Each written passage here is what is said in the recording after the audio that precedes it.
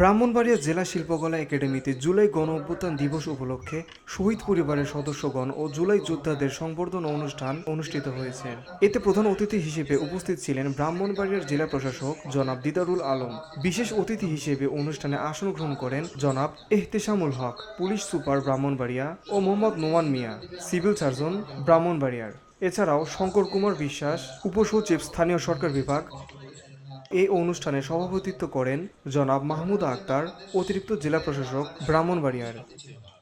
এছাড়াও বক্তব্য প্রদান করেন ঢাকা থেকে আগত বাংলাদেশ সুপ্রিম কোর্টের স্বনামধন্য আইনজীবী ও ডেপুটি অ্যাটর্নি জেনারেল জনাব অ্যাডভোকেট জাহাঙ্গীর আলম। তিনি 5 আগস্ট যাত্রাবাড়িতে গণহত্যার শিকার শহীদ জুবাইর ওমর খানের গর্বিত পিতা।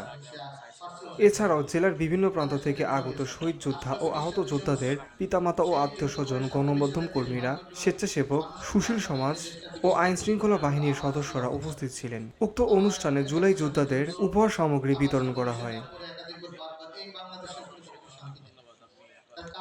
VOD Bangla news desk.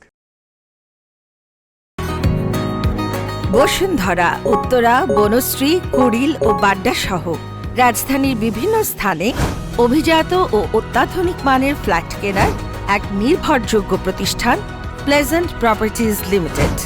তাই আপনার স্বপ্নের আবাসনের জন্য আজই যোগাযোগ করুন। Pleasant properties limited, where destiny matches eventually.